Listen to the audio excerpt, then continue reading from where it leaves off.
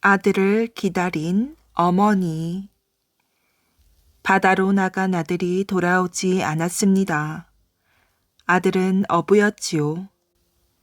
큰 돛을 단 배를 타고 먼 바다로 나가서 고기잡이를 하였어요.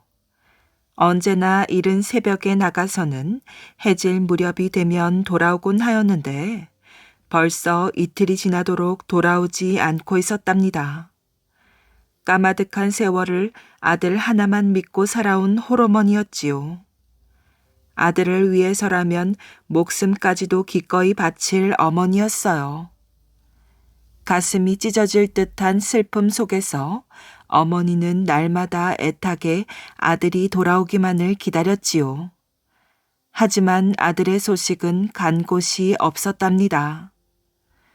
끝없이 긴 낮과 밤이 지나가고 달이 바뀌어도 아들은 끝내 돌아오지 않았어요. 영왕님이 데려간 아들을 기다리면 뭘 하우? 사람들은 누구나 입을 모아 말하였어요. 정말 아들이 살아서 돌아온다는 것은 바라지도 못할 일이었습니다. 사나운 파도가 배를 삼켜버린 것이 뻔하지 않겠어요. 하지만 어머니의 마음은 달랐지요. 아들이 돌아오지 않는다니 그것은 꿈에라도 생각지 못할 일이었어요. 날이 갈수록 아들을 기다리는 어머니의 마음은 더욱 간절해졌답니다. 어머니는 그동안 바다에서 나는 것은 하나도 입에 대지 않았어요. 고기는 말할 것도 없고 미역 한 오라기도 먹지를 않았답니다. 아들이 바다에 나가서 돌아오지 않고 있는데 어떻게 바다에서 나는 것을 먹을 수 있겠느냐고 어머니는 보릿국과 산나물만으로 끼니를 이으며 보내었어요. 그리고 날마다 민장사라는 절을 찾아가 관음보살에게 기도하였지요. 어머니의 가슴 깊은 곳에서 우러나오는 끝없는 기도를 부처님이 왜 모르시겠어요? 정말 부처님은 어머니의 애타는 마음을 거울을 들여다보듯 환히 알고 있었지요. 그러면 아들은 어떻게 된 것일까요? 바다로 나갔던 그날 아들이 탄 배는 돌아올 무렵 갑자기 사나운 파도를 만났답니다. 아들은 다른 어부들과 함께 있는 힘을 다해 배를 저었어요. 하지만 파도를 이길 수는 없었답니다. 산더미 같은 파도가 거푸 밀어닥치자 배는 그만 바닷속으로 곤두박질 치고 말았답니다. 어머니! 배와 함께 바다로 떨어지는 순간 아들은 어머니를 불렀어요. 정말 그 순간 아들의 머릿속엔 오직 어머니의 모습만이 가득 차 있었지요. 파도에 휩쓸려 허우적거리다가 아들은 가까스로 나무 조각 하나를 움켜잡을 수 있었답니다. 아들은 마치 어머니의 품에 매달리듯 그 나무 조각에 목숨을 걸고 어디론가 떠밀려 갔어요. 밤새도록 파도에 밀려가고 있던 아들이 정신을 차린 것은 다음 날 아침이었지요. 어느 낯선 섬 기슭에 밀려가 있었어요. 아들은 그 섬 사람들에게 잡혀 종이 되었답니다. 소처럼 채찍에 시달리며 일을 해야 했어요. 정신없이 일에 쫓기면서도 아들은 문득 어머니가 그리워 뜨거운 눈물을 흘리곤 하였지요. 그러던 어느 날 아들이 혼자서 밭갈이를 하고 있는데 어디선가 눈빛이 맑고 그윽한 늙은 스님이 나타나 아들을 불렀어요. 어서 나를 따라오시오. 그대의 어머니가 기다리고 있소. 아들은 기뻐서 재빨리 그 스님을 따라갔답니다. 얼마 가지 않아 큰 시냇물이 앞을 가로막았어요. 그러자 스님이 아들을 옆에 끼고는 훌쩍 그 시냇물을 뛰어넘었지요. 순간 스님은 간 곳 없고 아들만 어느새 어머니의 곁으로 돌아와 있었답니다. 어머니! 그렇게 서로를 애타게 그리워한 어머니와 아들은 다시 만나게 되었답니다. 두꺼비의 재판. 한 스님이 호젓한 산길을 걸어가고 있었어요. 여보시오, 누가 날 좀 구해주시오. 스님이 깜짝 놀라 주위를 살펴보았지요. 여보시오, 어서 나 좀 구해주시오. 호랑이 목소리였어요. 스님은 소리가 나는 곳으로 가보았지요. 허허, 저런. 호랑이 한 마리가 깊은 함정에 빠져 있는 것이었어요. 스님은 안 됐다는 표정만 지을 뿐 호랑이를 구해줄 생각은 하지 않았지요. 아이고 스님, 저 좀 살려주십시오. 은혜는 잊지 않겠습니다. 스님을 본 호랑이가 애원하였어요. 스님은 고개를 저었지요. 너를 살려주는 것은 어려운 일이 아니다. 만일 너를 함정에서 빼내주면 나를 잡아먹을 것이 아니냐. 그러니 못 꺼내주겠다. 호랑이는 두 발로 싹싹 빌었답니다. 아닙니다, 스님. 저를 구해주신 생명의 은인을 어찌 잡아먹겠습니까? 제발 좀 꺼내주십시오. 스님은 착한 사람이었고 게다가 짐승을 함부로 죽이지 말라는 부처님의 말씀도 있는 터라 호랑이를 꺼내주었지요. 스님과 반대로 호랑이는 역시 몹쓸 짐승이었어요. 함정에서 나오자마자 태도가 싹 바뀌는 것이었지요. 어흥, 오늘은 재수가 없었다. 배가 고픈데 마침 잘 됐어. 너를 잡아먹어야겠다. 호랑이가 그렇게 말하며 스님에게 덤벼들었어요. 스님은 어이가 없었지요. 아니, 이런 법이 어디에 있느냐? 너를 살려주었는데 이럴 수가 있느냐? 호랑이는 들은 척도 하지 않았답니다. 나는 배가 너무 고파서 할 수가 없어. 약속 따위를 지킬 수가 없단 말이야. 스님이 호랑이를 노려보며 말하였어요. 이대로 죽는 것은 너무 억울하다. 우리 재판을 해보자꾸나. 만약 내가 재판에서 진다면 그때는 잡아먹혀도 할 말이 없다. 스님과 호랑이는 재판을 하러 갔답니다. 얼마를 가다 보니 소 한 마리가 풀을 뜯어먹고 있었어요. 스님이 소에게 말하였지요. 이봐 소야, 내 말 좀 들어보거라. 내가 이 호랑이를 함정에서 살려주었는데 호랑이는 나를 잡아먹으려 하는구나. 이것이 옳은 일이냐? 네가 판결을 내려다오. 안타깝게도 소는 스님 편을 들어주지 않았답니다. 사람들은 우리 소를 평생 부려먹다가 잡아먹지 않느냐? 그러니 잡아먹혀도 괜찮다. 소의 판결이었어요. 호랑이는 신이 났지요. 어떠냐? 할 말 없지. 스님은 너무 억울하였어요. 그래도 억울하니 한 번 더 해보자꾸나. 이번에는 소나무에게 재판을 해달라고 하였답니다. 소나무도 역시 스님 편을 들어주지 않았어요. 사람들은 우리 소나무를 베어다가 땔감으로 쓰지 않느냐? 그러니 잡아먹어라. 스님은 기가 막혔지만 어쩔 수가 없었지요. 정말 억울하니 딱 한 번만 더 해보자꾸나. 그래도 내가 진다면 그때는 잡아먹어라. 마침 두꺼비 한 마리가 지나가고 있었어요. 두꺼비야, 네가 판결을 내려다오. 두꺼비는 잠시 생각하더니 말하였지요. 그럼 함정이 있던 그 자리로 가봅시다. 두꺼비와 스님과 호랑이는 함정이 있는 곳으로 갔답니다. 예, 그러니까 여기서 처음에 어떻게 된 것입니까? 두꺼비의 질문에 호랑이가 으스대며 대답하였어요. 내가 저 함정 속에 있었지. 두꺼비가 함정을 쳐다보며 말하였어요. 그럼 들어가 보시오. 호랑이는 함정 속으로 뛰어 들어갔어요. 호랑이가 다시 함정에 빠지자 두꺼비는 말하였지요. 자, 스님, 이제 재판이 끝났으니 스님 갈 대로 가십시오. 나는 바빠서 먼저 가야겠습니다. 두꺼비는 호랑이를 흘낏 한번 보고는 느릿느릿 걸어갔어요. 그때서야 호랑이는 속은 것을 알았답니다. 함정에 빠진 호랑이는 소리쳤어요.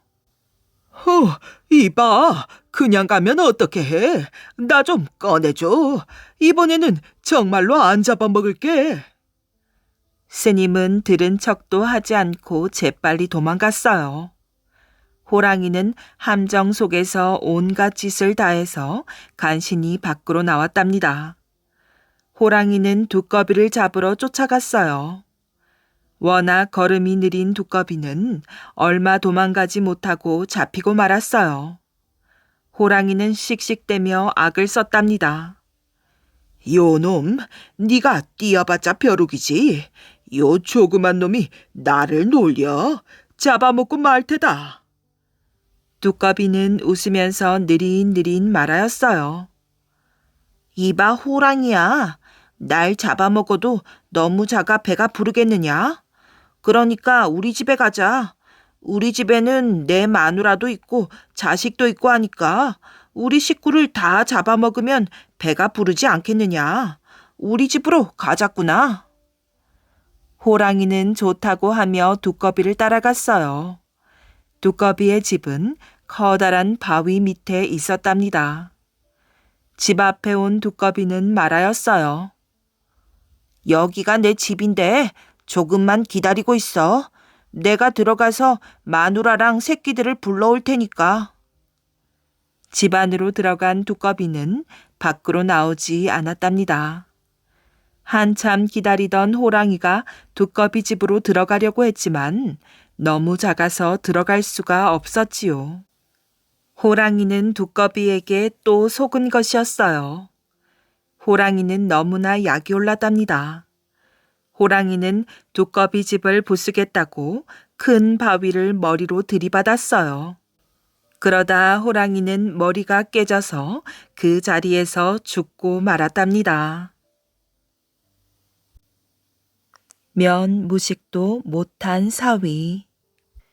장인이 새 사위를 불러놓고 물었답니다. 사위가 그를 얼마나 아는지 궁금했거든요. 자네 면 무식은 했는가? 장인은 어깨에 힘을 주고서 사위의 대답을 기다렸어요. 못했습니다. 사위의 대답에 장인은 할 말을 잃었지요. 면 무식이란 그를 좀 깨우쳐 겨우 무식하다는 소리는 안 듣는 정도를 가리키지요. 그런데 면 무식도 못했다니 장인은 기가 막힐 수밖에요. 장인은 얼굴을 잔뜩 찡그리며 혀를 끌끌 찼답니다. 해가 큰일이구먼. 사람이 그를 모르면 담벼락을 대하고 앉은 것처럼 깜깜하다네. 그렇다면 사물의 이치는 좀 아는지 내가 물어보겠네. 장인이 거드름을 피우며 사위의 얼굴을 보았어요. 사위도 천연덕스럽게 웃으며 장인을 빤히 바라보았지요. 소나무는 왜 늘 푸르고 학은 어째서 잘 우는지 아는가? 장인의 물음에 사위는 씩씩하게 대답했답니다. 잘 모릅니다. 에? 모른다고? 그 이치를 모른단 말인가? 장인은 갈수록 태산이라는 듯 고개를 절레절레 흔들었어요. 소나무는 속이 작기 때문에 푸르고 학은 목이 길기 때문에 잘 우는 것이라네. 자네가 공부를 했다면 그런 것쯤은 알고 있을 터인데 참으로 안타깝네. 장인은 한숨을 푹 내쉬었어요. 그러자 사위가 빙그레 웃더니 장인에게 물었답니다. 장인어른, 제가 몇 마디 여쭈어도 되겠습니까? 그래, 무엇이든 물어보게. 어떤 것이든 다 답해주겠네. 장인은 자신 있게 대답하였지요. 장인어른, 대나무가 늘 푸른 것도 속이 찼기 때문이며 개구리가 잘 우는 것도 목이 길기 때문입니까? 뭐라고?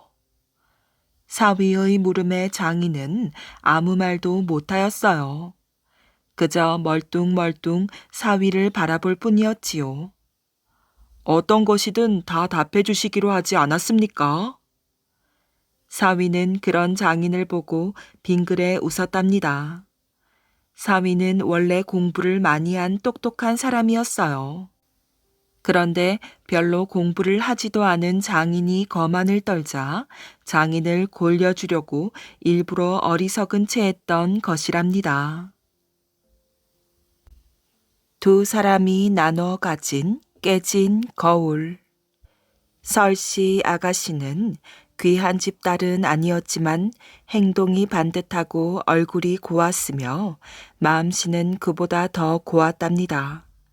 그래서 누구라도 설씨 아가씨를 좋아하였지요. 특히 마을의 총각들은 설씨 아가씨만 봐도 얼굴을 붉혔어요. 그런데 설씨 아가씨는 며칠째 눈물로 밤을 쥐새웠답니다. 얼마 안 있으면 나이 많은 아버지가 전쟁터로 가야 했거든요. 아버지, 차라리 제가 싸우러 가겠어요. 딸아, 나라에서 하고자 하는 일을 어찌 우리 마음대로 하겠느냐. 너무 걱정하지 말거라. 상심이 깊은 설씨 아가씨를 보며 더 안타까워하는 사람이 있었답니다. 바로 설씨 아가씨를 남몰래 좋아하는 가실이었지요. 가실은 결심한 듯 설씨 아가씨에게 말하였어요. 저는 미천한 신분으로 나고 자라 좋은 것을 해드릴 수는 없습니다. 하지만 아가씨가 슬퍼하고 있는 것을 마냥 볼 수가 없습니다. 그래서 제가 아버님 대신 전쟁터로 가려 합니다. 설씨 아가씨는 고개를 저었어요. 아무 인연 없는 저와 아버지를 위해 그러실 수는 없어요. 너무 걱정 마십시오. 별일은 없을 것입니다. 설씨 아가씨는 가실의 마음을 꺾지 못하였지요. 그렇다면 기다리겠어요. 돌아오시면 저와 혼인을 하도록 해요. 이렇게 말하며 설씨 아가씨는 거울을 깨트려 반쪽을 가실에게 주었답니다. 이것은 혼인의 증표입니다. 부디 몸 조심히 다녀오세요. 이렇게 가실은 전쟁터로 떠나고 세월이 흘러 무려 6년의 시간이 흘렀답니다. 설씨 아가씨의 아버지는 기약 없이 가실을 기다리는 딸이 무척 걱정이 되었어요. 이제 다른 사람과 혼인을 하는 게 어떻겠느냐? 아버지를 살린 분과 한 약속을 어길 수는 없습니다. 그러나 설씨 아가씨의 아버지는 마을 남자와 설씨 아가씨를 혼인시키기로 몰래 약속을 하였어요. 혼인날이 되어서야 이 사실을 알게 된 설씨 아가씨는 흐르는 눈물을 막을 수가 없었답니다. 어디쯤 계신 건가요? 살아계시긴 한 건가요?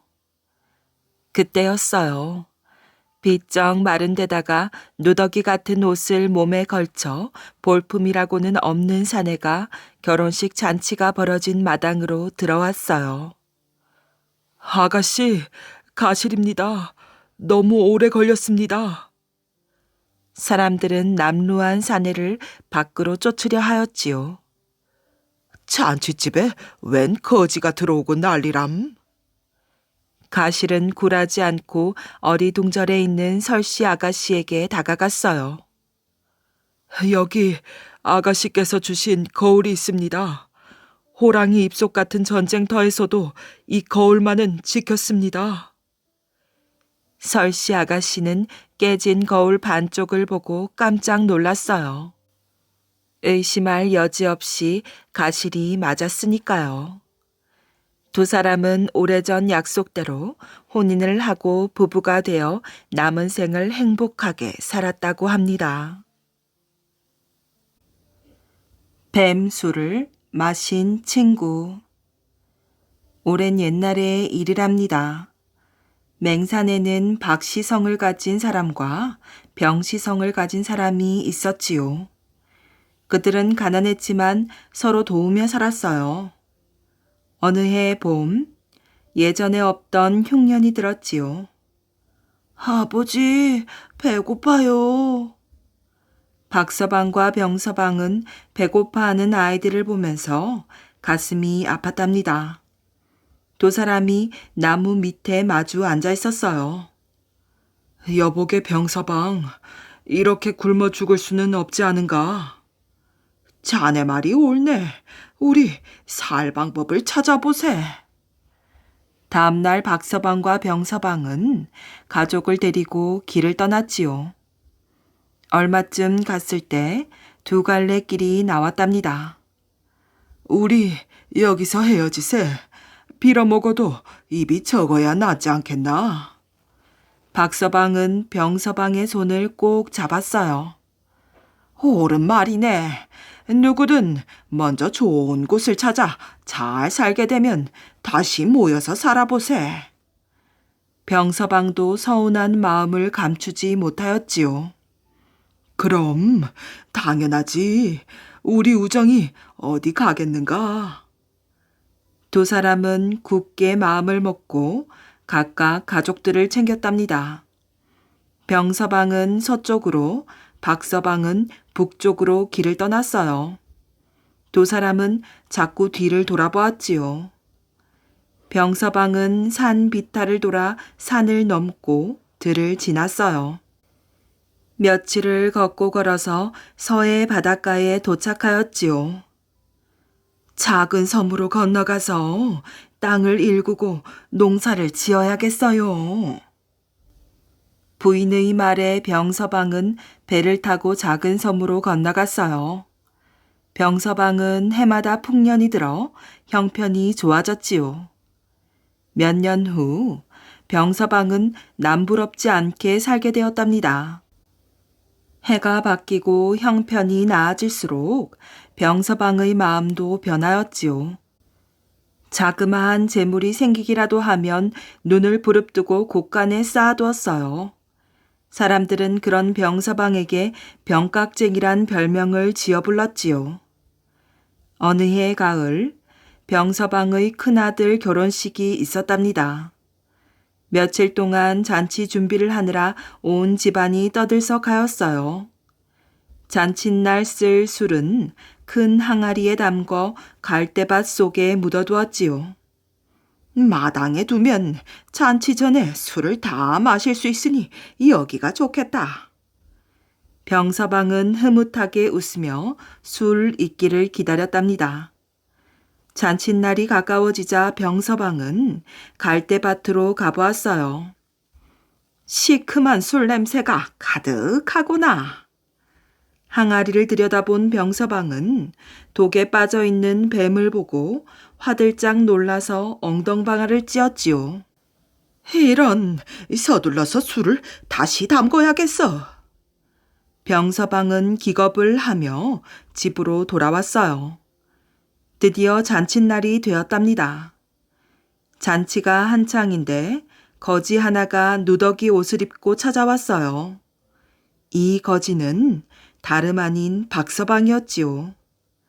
박서방은 병서방과 헤어져 사방을 돌아다녔지만 살림이 좋아지지 않았답니다. 게다가 병까지 얻어 이제는 살아갈 길이 막막하기만 하였어요. 박서방은 산골에 살면서 병서방과 사이좋게 지냈던 일을 떠올렸지요. 차라리 병서방을 찾아가 같이 고향으로 가서 살자고 해야겠어. 박서방은 병서방을 찾아 서쪽으로 무작정 발길을 옮겼어요. 박서방은 병서방을 보자마자 기뻐서 어쩔 줄을 몰랐답니다. 병서방, 이게 얼마만인가? 그간 잘 있었는가? 병서방은 대답도 않고 손님들과 술만 마셨답니다. 여보게, 병서방, 날새 맹산에 살던 박서방이라네. 박서방은 자신이 너무 말라서 못 알아보는 것이라 생각했어요. 맹산 박서방이 어떻단 말인가? 별 싱거운 사람 다 보겠구먼. 박서방은 기가 막혔지요. 잘 살게 되면 서로 도우며 사이좋게 지내기로 하지 않았나? 박서방은 병서방에게 몹시 화가 났지요. 하지만 기운이 없어 더 이상 따질 수도 없었답니다. 여보게, 정 그렇다면 내 목이 말라 그러니 막걸리나 한 사발 먹고 가게 해주게. 박서방은 겨우 토방 옆 기둥에 기대 섰지요. 병서방은 귀찮다는 듯이 박서방을 흘겨보았어요. 지금은 술이 없으니 저기 갈대밭에 가면 새 수랑아리가 있을 걸세. 어서 가보게나. 그 말을 들은 박서방은 갈대밭으로 가보았지요. 술 냄새가 코를 찔렀답니다. 그래도 내게 새 술을 이렇게 넉넉하게 주다니. 기분이 좋아진 박서방은 술 항아리를 열어보았어요. 아이고 깜짝이야. 박서방은 술 항아리에 빠진 뱀을 보고 눈을 번쩍 떴답니다. 화가 난 박서방은 병서방을 찾아갔어요. 이런 못된 사람이 다 있나? 어찌 뱀이 빠져 죽은 술을 마시라고 준단 말인가? 자네 같은 사람들을 위해 만든 술인데 안 먹겠다면 할 수 없지. 병서방은 박서방에게 술을 한 잔도 주지 않았답니다. 병서방 자네가 어찌 내게 이럴 수 있단 말인가? 박서방은 병서방의 집을 나와 갈대밭을 지나게 되었어요. 갈대밭에 뱀이 든 술 항아리가 눈에 띄었지요. 에라, 모르겠다. 박서방은 술 항아리를 열고 술을 벌컥벌컥 마셨답니다. 독한 술에 취한 박서방은 그 자리에 쓰러지고 말았답니다. 이튿날 병서방은 갈대밭에 술이 어떻게 되었나 슬그머니 가보았어요. 아니, 이 사람이... 갈대밭에서 박서방이 코를 드르렁 골며 잠을 자고 있었지요. 박서방에게 가까이 다가간 병서방은 더욱 깜짝 놀랐답니다. 바짝 마르고 금방이라도 죽을 것 같았던 박서방이 하룻밤 사이에 달라져 있었어요. 얼굴 색도 좋아지고 살도 쪄서 아팠던 사람 같지 않았지요. 건강해진 박서방을 보니 병서방의 마음도 바뀌었어요. 일손이 부족했던 병서방은 박서방을 집에 붙잡아 놓고 일을 시키고 싶었지요. 박서방, 자네 어서 일어나 보게나. 얼마 후 박서방은 기지개를 켜며 눈을 번쩍 떴답니다. 병서방은 박서방의 손을 덥석 잡았지요. 여보게, 어제는 내가 정말 미안했네. 우리 집에 가서 푹 쉬고 가게나. 가족들도 데리고 와서 함께 살도록 하게. 박서방은 병서방의 말에 섭섭했던 마음이 사라졌어요. 날이 갈수록 박서방의 몸은 좋아졌지요. 그런데 어찌된 일인지 병서방은 그날부터 시름시름 앓기 시작했어요. 며칠 후 병서방의 병은 온 집안 식구들에게 퍼져 온 식구가 죽게 되었지요. 친구를 잃은 박서방은 너무나 슬펐답니다. 재산이 많으면 무슨 소용이 있단 말인가? 못 살았지만 고향에서 오순도순 살았던 때가 좋았지. 그때가 정말 그립구나. 결국 박서방은 고향인 맹산으로 돌아가 건강해진 몸으로 다시 한번 열심히 살았답니다. 밀가루를 뒤집어 쓴 겁쟁이. 옛날 어느 마을에 아주 겁이 많은 남자가 살았답니다. 이 남자는 조그만 일에도 겁을 집어먹고 벌벌 떨었지요. 그래서 사람들은 이 남자를 겁보라고 불렀어요. 겁보는 남의 집에서 머슴으로 일하고 있었지요. 그런데 하는 일마다 겁을 집어먹어 결국 그 집에서 쫓겨나고 말았답니다. 겁보는 마땅히 갈 곳이 없었어요. 발길 닿는 대로 돌아다니다가 저녁을 맞이하게 되었지요.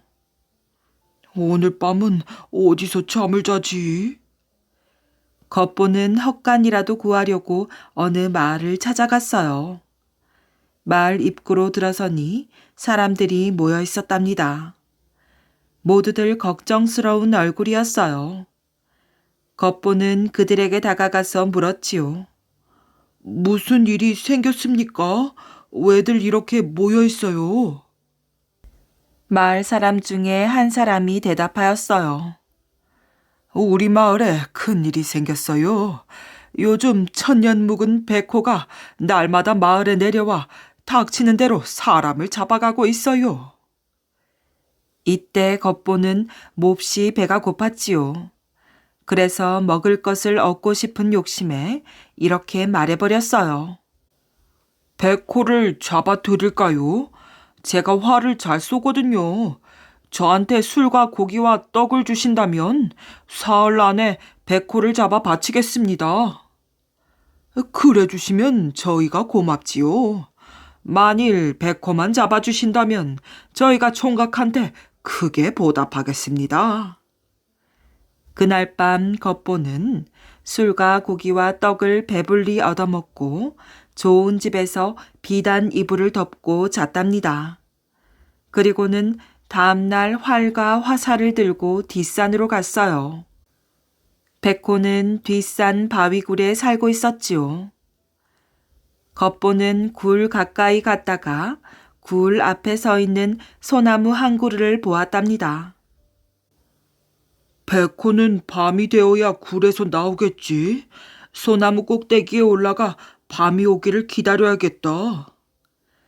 겁보는 이런 생각을 하고 소나무 꼭대기로 올라갔어요. 날이 어둑어둑해지더니 이윽고 밤이 되었지요. 굴에서 백호가 나왔답니다. 백호는 산이 떠나가라 크게 울부짖었어요. 겁보는 백호를 보자 겁이 덜컥 났답니다. 화살 하나를 꺼내 활을 겨누었지만 손이 떨려 쏠 수가 없었지요. 백호는 굴 앞을 서성거리다가 소나무 꼭대기에 앉아있는 겁보를 보았어요. 그러자 겁보를 잡아먹을 듯 노려보더니 날카로운 이빨을 드러내고 으르렁거렸지요. 겁보는 겁에 질려 기절해버렸답니다. 백호는 겁보를 공격하려고 펄쩍 뛰어올랐어요. 그러나 겁보가 앉아있는 소나무 꼭대기까지는 닿지 않았답니다. 하지만 백호는 포기하지 않았어요. 어떻게든 겁보를 해치우려고 밤새도록 뛰어올랐지요. 그러는 사이 날이 훤히 밝아왔답니다. 백호는 겁보를 흘겨보더니 도로 굴 속으로 들어갔어요. 겁보가 깨어난 것은 아침이 되어서였지요. 마을 사람들이 소나무 꼭대기에 있는 겁보를 끌어내렸던 것이에요. 겁보는 머리를 긁적이며 이렇게 둘러대었답니다. 그것이 첫날이어서 어떻게 생긴 호랑이인지 구경만 하고 잤습니다. 사람들은 겁보의 말을 그대로 믿었답니다. 그러셨군요. 이제 어떤 호랑이인지 아셨으니 오늘 밤에는 꼭 잡아주십시오. 사람들은 겉보에게 술과 고기와 떡을 배불리 먹이며 이렇게 부탁하였어요. 다시 밤이 되었답니다. 백호가 굴에서 나왔어요. 겉보는 소나무 꼭대기에 앉아 백호를 향해 활을 겨냥하였지요. 그러나 손이 떨려 쏠 수가 없었답니다. 백호는 겉보를 발견하였어요. 그래서 어젯밤처럼 또 소나무 꼭대기를 향해 펄쩍 뛰어올랐지요. 그렇지만 겉보를 잡지 못하고 날이 밝아버렸답니다. 겉보를 깨운 사람들은 술과 음식을 대접하며 신신당부를 하였어요. 오늘이 약속하신 마지막 날입니다. 꼭 백호를 잡아주셔야 합니다. 겉보는 마을 사람들의 말을 듣고 정신이 번쩍 들었답니다. 이제는 더 이상 미룰 수가 없구나. 또 허탕을 치면 사기꾼이라고 몰매를 맞아 죽겠지. 이래도 죽고 저래도 죽는구나. 그럴 바엔 차라리 백호에게 덤벼들기나 해야겠어. 겉보는 이렇게 마음먹고 사람들에게 부탁하였어요. 밀가루 한 포대만 구해주실래요? 사람들이 밀가루를 주자 절반은 풀을 쑤어 그릇에 담았답니다. 그리고 풀을 담은 그릇과 나머지 밀가루를 가지고 산속으로 들어갔지요. 겉보는 백호가 있는 굴 앞에서 옷을 모두 벗었답니다. 그런 다음 온몸에 풀을 바르고 밀가루를 뒤집어 썼어요. 그 모습은 자신이 보아도 마치 괴물 같았지요. 날이 어두워지자 겉보는 바위굴로 기어들어갔어요. 그때 백호가 잠에서 깨어났지요. 속이 출출하여 막 사냥을 떠날 참이었어요. 그런데 머리끝에서 발끝까지 하얀 괴물이 굴 속으로 들어왔으니 놀라지 않을 수가 없었답니다. 아니, 저것은 만년 묵은 백호인가 보구나. 나를 잡아먹으러 왔구나. 백호는 소름이 오싹 끼쳤답니다. 그냥 있다가는 뼈도 못 추릴 것 같아 쏜살같이 굴 밖으로 튀어나갔지요. 그리고 산속으로 깊이 달아났어요.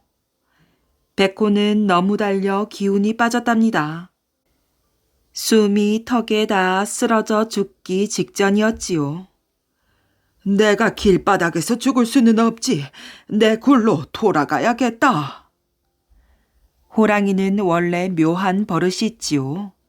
죽을 때가 되면 제 굴로 돌아가서 죽는 것이에요. 백호는 달리지도 못하고 엉금엉금 기어갔답니다. 그러다가 자기 굴 앞에서 쓰러져 죽고 말았어요. 그때 마침 겉보가 굴에서 기어 나왔지요. 겉보는 굴 앞에 쓰러져 있는 백호를 보았어요. 순간 너무 놀라 까무라 쳐버렸답니다. 아침이 되자 마을 사람들이 산으로 올라왔어요. 그들은 굴 앞에 쓰러져 있는 백호와 겉보를 보았답니다. 자세히 살펴보니 백호는 죽어 있고 겉보는 기절해 있었지요. 사람들은 겉보를 깨웠어요. 약속대로 백호를 잡았군요. 대단하십니다. 사람들이 칭찬을 하자 겉보는 어깨를 으쓱거렸어요. 활로 백호를 잡을 수도 있었습니다. 그렇지만 가죽을 못 쓰게 되잖아요. 그래서 밤새도록 씨름을 해서 백호를 잡았습니다. 겉보는 그럴듯하게 거짓말을 늘어놓았어요. 마을 사람들은 백호를 잡으면 크게 보답하겠다는 약속을 지켰지요. 겉보에게 살 집을 지어주고 평생 먹을 양식을 주었던 것이랍니다. 겉보는 이 마을에서 가장 예쁜 색시와 결혼하여 평생 행복하게 살았답니다. 세도가의 응징. 함압이란 누구든지 그 앞을 지날 때 말에서 내려 걸어가라는 글귀를 새긴 돌 비석을 말한답니다. 대소인원 개하마 또는 하마비라고 새겨져 있지요. 경남 하동군 옥종면 북방리 마을에는 절이 있었던 흔적이 있고 연지가 있답니다. 북방리 불순동엔 한때 소씨들이 가세가 번창하여 고관 대작을 많이 배출했는데 그들은 세도가 당당하여 오만 불손하기 짝이 없었지요. 하마비는 관가에서 허락하지 않으면 아무리 높은 권력자라 해도 세울 수 없는 것이었어요. 그런데 이 소씨들은 마을 앞에 자기들 마음대로 비를 세워 사람이나 말들의 통행을 허락하지 않고 세도가가 사는 마을이라고 뽐내며 그곳을 지나는 사람에게 봉변을 주었답니다. 옆마을에 사는 정씨, 권씨, 최씨, 김씨 모두 괘씸하게 생각하면서도 소씨들의 세도에 눌려 어쩔 도리가 없었지요. 어쩌다 그 마을을 지나가야 될 일이 생겨도 그 동네를 피해서 뒷산으로 넘어서 갔다가 또 산을 넘어 돌아오곤 하였답니다. 그런 고통을 당하면 당할수록 괘씸하게 생각하는 사람들이 늘어만 갔지요. 그런데 어느 날 곤양원이 새로 부임하기 위해 말을 타고 이곳을 지나게 되었답니다. 말에서 내리지 못할까? 어디선가 고함 소리가 들렸어요. 그러더니 수십여 명의 장정들이 몽둥이를 들고 소리치면서 달려오고 있었지요. 원은 큰 소리로 호통을 쳤답니다. 어떤 놈들이기에 고을 수령이 지나가는 길에 감히 무슨 회개망측한 짓을 하느냐? 썩 비키지 못할까? 원인지 무엇인지 모르나 내 놈들은 글자도 모르느냐? 너희들 앞에 있는 하마비가 눈에 보이지도 않느냐 말이다. 썩 내려서 걸어가도록 하거라. 장정들은 이렇게 호령하면서 신임 사또 일행에게 말에서 내리기를 명령했어요. 원이 생각하기에 이곳은 깊은 산골이라 원 이상 높은 벼슬을 하는 사람이 없었던 곳이기에 기가 차서 이방을 불렀답니다. 저놈들이 누구이기에 이다지도 방자한 것인가? 더구나 고을 수령이 부임하는 길인데 저렇게 무례한 놈들이 있단 말이더냐? 썩 물러나면 죄를 묻지 않겠지만 계속 행패를 부린다면 가만두지 않겠다고 전하여라.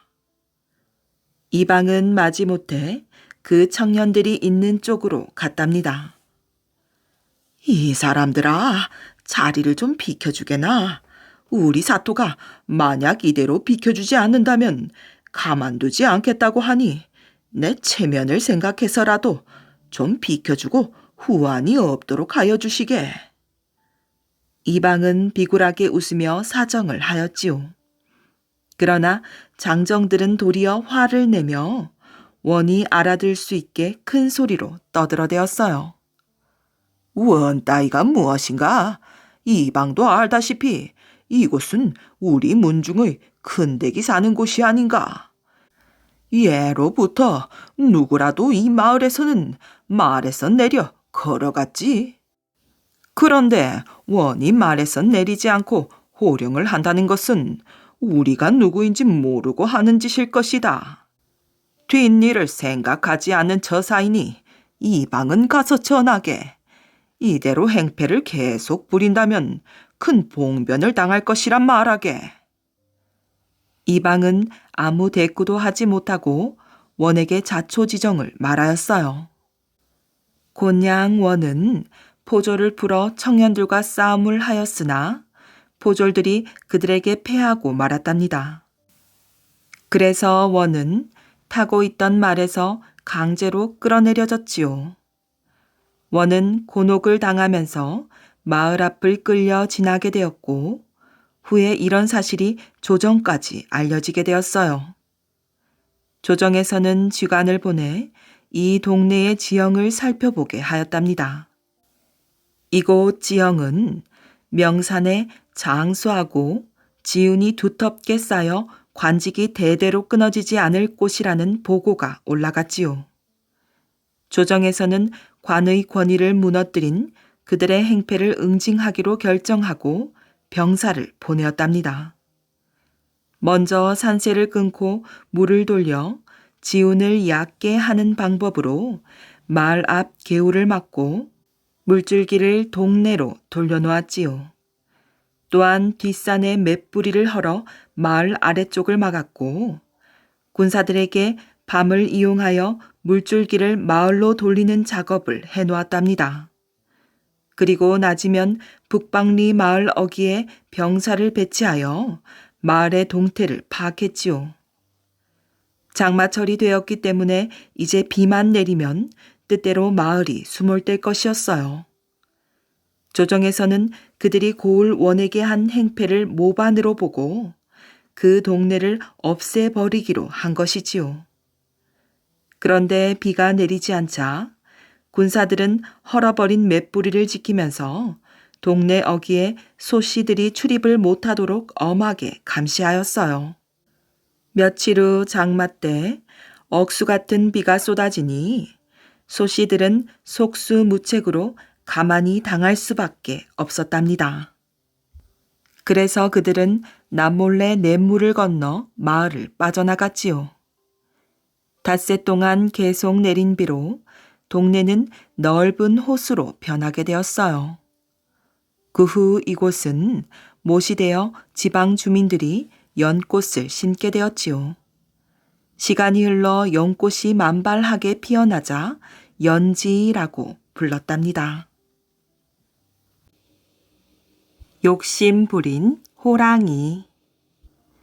깊고 깊은 산골짜기에 더위와 가뭄이 시작되었어요.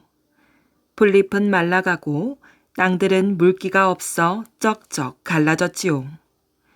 동물들도 지쳐서 움직일 수가 없었답니다. 더군다나 두꺼운 털 때문에 가만히 있어도 땀이 줄줄 흘러내렸지요. 너무 더워서 도저히 밖으로 나갈 수가 없어. 하루 종일 시원한 곳을 찾아다녀도 더위를 어찌할 수가 없으니 나는 실컷 물이라도 마시고 싶어. 이곳저곳에서 동물들의 불평이 바람을 타고 들려왔어요. 동물들은 더위를 피해 낮에는 어두운 굴 속에서 낮잠을 잤답니다. 그러다가 해가 기울면 슬금슬금 기어나와 먹을 것을 찾아다녔지요. 어흥. 그러나 날씨에도 아랑곳하지 않고 어슬렁어슬렁 돌아다니는 호랑이가 있었답니다. 어디에 가면 먹을 것이 있을까? 호랑이는 이 골짜기 저 골짜기를 뛰어다니며 냄새를 맡느라 코를 벌렁거렸어요. 호랑이는 덩치도 큰데다가 먹기도 많이 먹었지요. 끼니 때마다 배가 고프면 견디지 못할 정도였어요. 하루 종일 돌아다녀도 먹을 것을 구하지 못하면 바위나 나무 뒤에 숨어 다른 짐승들이 굴 밖으로 나오기만을 기다렸답니다. 그러던 어느 날 호랑이는 다른 날과 마찬가지로 먹이를 찾아다녔어요. 마침 호랑이가 있는 근처에 커다란 소나무 한 그루가 있었답니다. 그곳에는 멍석보다 더 넓은 너럭 바위가 있었지요. 아니, 저건 호랑이는 눈이 휘둥그레져서 너럭 바위를 바라보았어요. 뜻밖에도 어린 소년 하나가 옷을 홀라당 벗고 낮잠을 자고 있었지요. 소년은 망태기를 베개 삼아 코를 드르렁 드르렁 골고 있었어요. 도라지를 캐러 온 소년이었지요. 망태기 안에 도라지가 가득했답니다. 꿀꺽.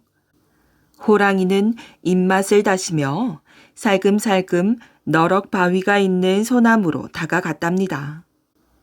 산을 돌아다니며 도라지를 캔 소년이 너무 더워서 쉬고 있는 게 분명하였지요. 땀에 젖은 옷을 말리느라 옷도 벗어놓고 잠이 든 것이겠지요. 오랜만에 배부르게 점심을 먹겠구나.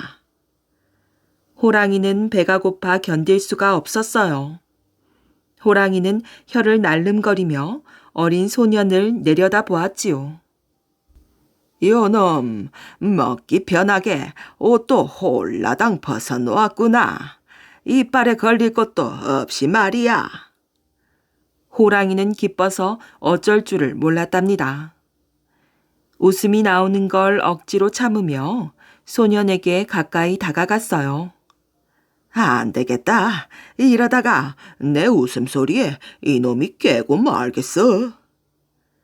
호랑이는 도저히 웃음을 참을 수가 없었지요. 이놈이 보이지 않는 곳에서 한바탕 웃고 와야겠구나. 호랑이는 고개를 돌려 골짜기를 향해 걸어갔어요. 게으름뱅이들 같으니라고.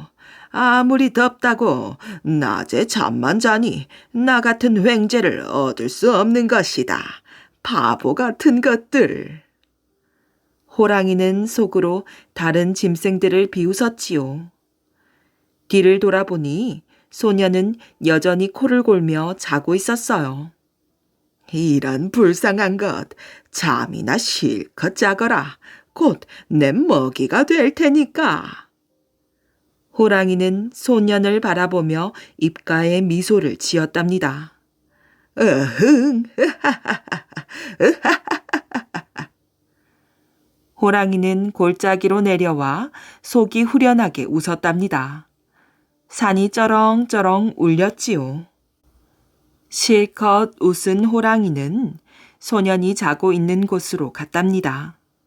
소년이 깨지 않게 슬금슬금 기어갔어요. 그때 소나무 아래로 토끼 한 마리가 휙 지나갔어요. 아니, 저건 토끼가 아니냐? 호랑이는 침을 꿀꺽 삼키며 토끼가 지나간 쪽을 바라보았지요. 토끼가 아주 가까운 곳에서 우물쭈물 칡잎을 뜯어먹고 있었답니다. 내가 이놈을 잡아먹고 나면 저 토끼가 놀라서 사라지겠지.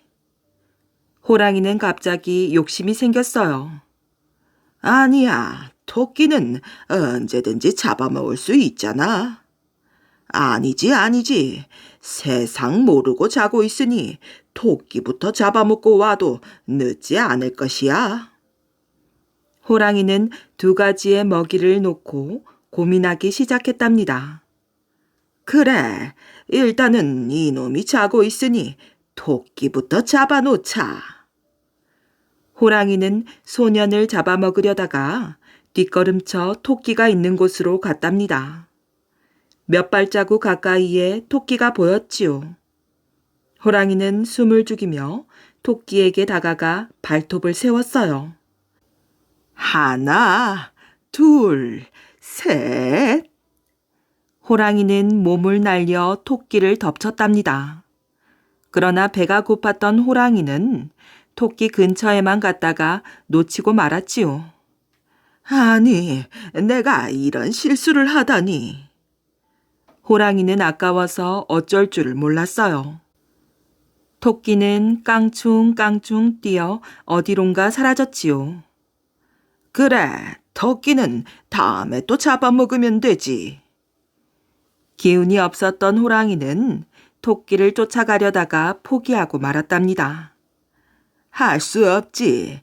저기 자고 있는 소년부터 잡아먹어야겠다. 호랑이는 다시 뒤돌아 소년이 있는 곳으로 걸어갔어요. 호랑이는 콧구멍을 벌렁거리며 어깨를 으쓱하였지요. 이윽고 호랑이는 너럭 바위 앞에 이르렀어요. 그런데 이게 웬일이지요? 쿨쿨 자고 있던 소년은 온데간데 없이 사라지고 없었답니다. 옷도 망태기도 보이지 않았어요. 소년은 잠결에 호랑이가 토끼를 잡으려고 달려드는 소리를 들었던 것이지요. 그 사이 소스라치게 놀라 옷을 주섬주섬 들고 도망을 쳤던 것이에요. 호랑이는 눈앞이 캄캄하였지요. 으흥, 맛있는 도끼도 살찐 소년도 모두 코앞에서 놓쳐버렸구나.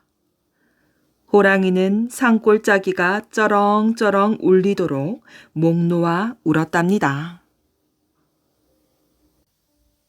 곡간을 채운 다람쥐. 아주 먼 옛날 어느 산골에 할아버지와 할머니가 살았답니다. 할아버지는 집신을 삼아서 팔았고 할머니는 삭바느질을 하면서 살았지요. 어느 날 할머니는 바구니를 옆에 끼고 산나물을 캐러 산에 갔어요. 할머니는 족제비가 다람쥐를 물고 달아나는 것을 보았답니다. 아니, 저런! 할머니는 얼른 몽둥이를 들고 족제비를 쫓아가 다람쥐를 구해주었어요. 어디 다친 데는 없니? 불쌍하기도 하지. 할머니는 다람쥐를 손바닥 위에 올려놓고 살펴보았어요. 다람쥐의 몸에 족제비의 이빨 자국이 나 있었답니다. 다람쥐는 겨우 숨을 쉬고 있을 뿐이었어요. 안 되겠다. 얼른 우리 집으로 가자꾸나. 할머니는 치마폭을 찢어 상처를 메어주고 집으로 데려왔어요. 다람쥐를 따뜻한 아랫목에 눕힌 후 정성껏 돌봐주었지요. 다람쥐는 한참 후에야 눈을 떴답니다. 그래, 정신이 좀 드느냐? 눈물을 흘리는 걸 보니 고맙다는 인사를 하는 모양이구나. 할머니는 다람쥐를 살며시 쓰다듬어 주었답니다. 그날부터 할머니와 할아버지는 다람쥐에게 도토리와 밤을 따다 주었어요. 다람쥐는 할아버지와 할머니 앞에서 재롱을 부리곤 하였지요. 고놈, 재주가 보통이 아니구려. 그러게 말이에요.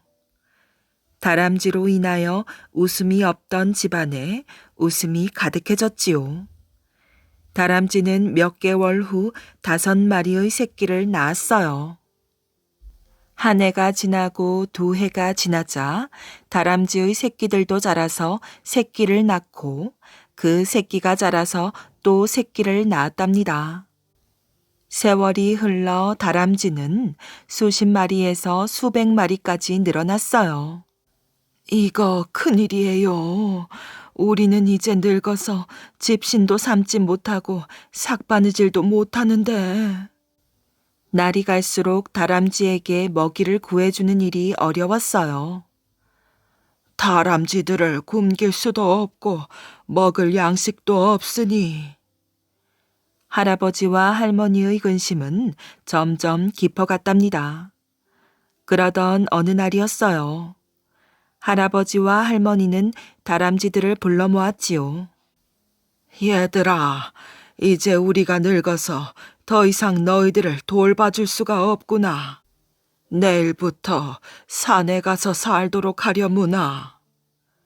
할아버지의 목소리는 떨렸답니다.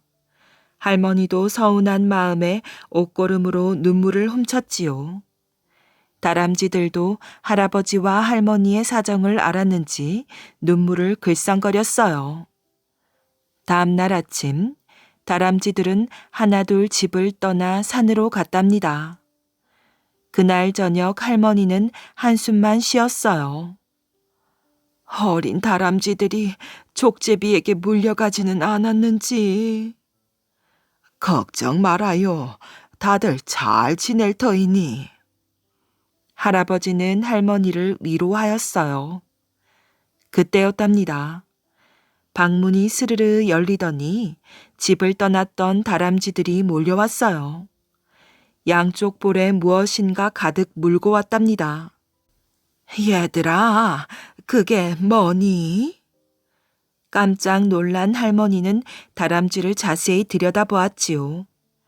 다람쥐들은 방 안으로 들어와 물고 온 나다를 뱉어 놓았어요. 다람쥐들이 물고 온 나달이 두어 말은 되는 듯 하였답니다. 할아버지와 할머니는 가슴이 뭉클하였지요. 정말 고맙구나.